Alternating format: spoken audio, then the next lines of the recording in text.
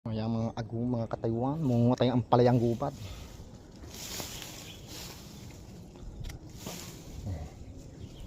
Dito sa Taiwan. Nadaan naman kagabi eh.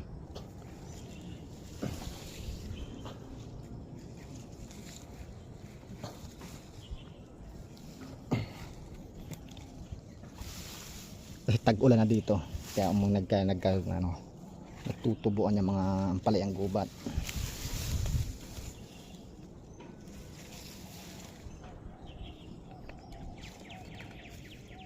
Tagal na din ang atin kayo as mag-iisang taon.